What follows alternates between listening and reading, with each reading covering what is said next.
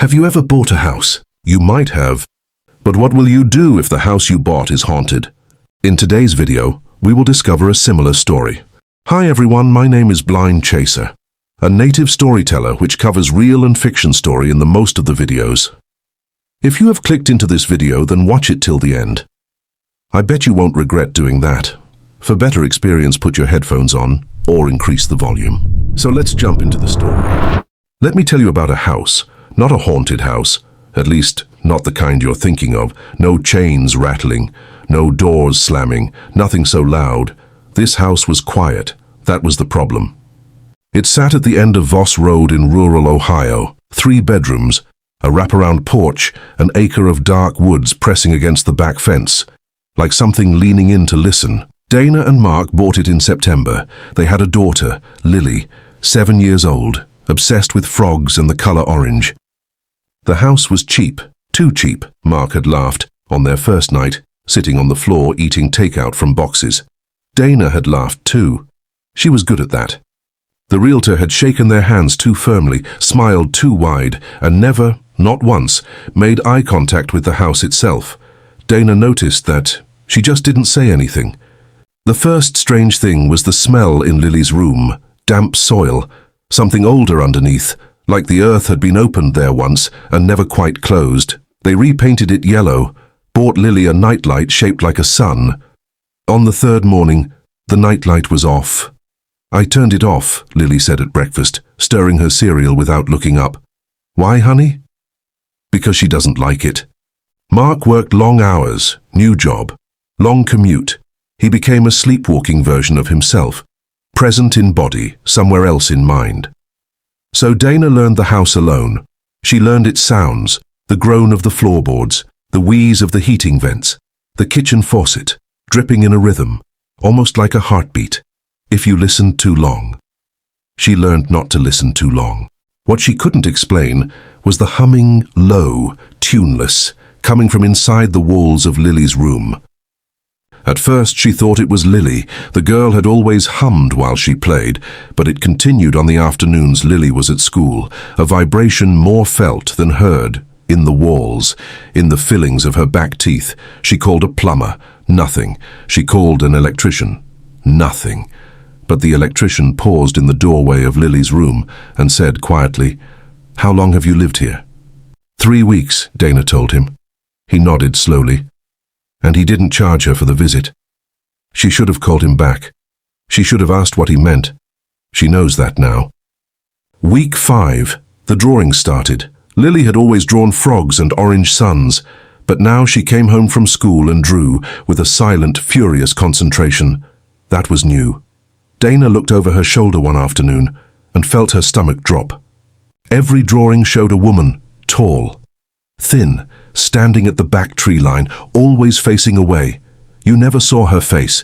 You never saw her face in any of them, and around her, smaller shapes, low, crouching, the size of large dogs, but no features, no faces, like shadows that had forgotten how to be attached to anything.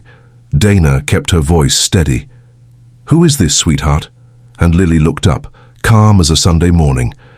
"The one who lives here. She was here before us. She says we can stay, but we have to follow the rules." "What rules?" Lily set down her crayon. "Don't go into the backyard after dark. Don't look out the back windows after 9. And never," she looked straight at her mother, "never count how many shadows there are in the corner of my room, because there are always more than there should be. And if you count them, they know." Mark said children had dark imaginations, said it was probably the new school, stress, maybe a therapist. Dana nodded along. And that night she lay in the dark, staring at the ceiling, listening to the humming in the walls. At 2 a.m., the back door opened. She rose, walked down the hallway, found the door standing wide. The yard beyond was dark, the tree line, a black wall, moon hidden behind cloud, and Lily. Lily was standing at the edge of the yard, bare feet on the cold October grass, pajamas, facing the trees. "Lily!" Dana's voice came out thin. "Lily, come inside." Nothing. She moved to go down the porch steps and stopped because something was at the tree line. She couldn't see it exactly. The darkness was too complete, but she could feel it. The way you feel a large object in a dark room, a displacement of air, a weight. Something was there, something was tall, and it was looking at her. Her body locked. Her mind screamed at her legs. The thing at the tree line didn't move, and she understood, in some animal, wordless part of her brain, this was a test. It was measuring her. Then, Lily turned around, face slack, eyes half open, the eyes of a sleepwalker. She walked back across the yard, up the porch steps, past her mother, without a glance, down the hallway. The door to her room clicked shut. Dana stood on the porch until she realized she was shaking. She went inside. She locked the door. She did not look at the back windows. She remembered the rule. Morning came. Lily remembered nothing, ate her cereal, watched cartoons, asked if they could get a cat, and Dana. Dana went upstairs. She stood in the doorway of the yellow room, sunlight through the curtains, Lily's drawings on the desk, the same tall woman, the same tree line. Dana looked at the corners of the room. She knew she shouldn't. Lily had told her not to, but she was frightened, and frightened people don't always make good decisions. She counted the shadows.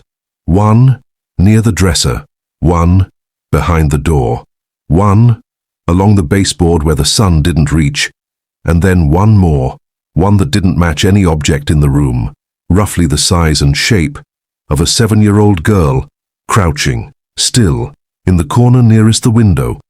It moved, not much, just a small shift, a slight repositioning, the way a person adjusts their weight when they've been still too long. Dana backed out of the room, closed the door, pressed her back against the hallway wall, eyes shut, and then her phone buzzed, a text from Lily's school. Lily is absent today. Please call the office to confirm.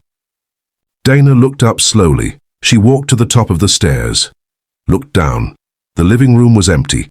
Cartoons playing to no one. Half-eaten cereal on the coffee table. Spoon still in the bowl. Front door, locked. Back door, locked. Every window, locked. And from the yellow room, at the end of the hall, someone was humming. The house on Voss Road sold 4 more times in the following decade. The listing always mentioned the large lot, the wraparound porch, the beautiful wooded backdrop. It never mentioned that the previous owners left without their furniture. It always moved quickly. It was always very cheap.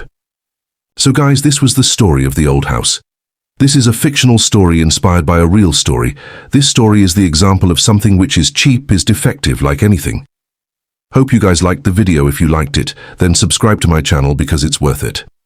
And also hype the video. Signing off. Blind Chaser.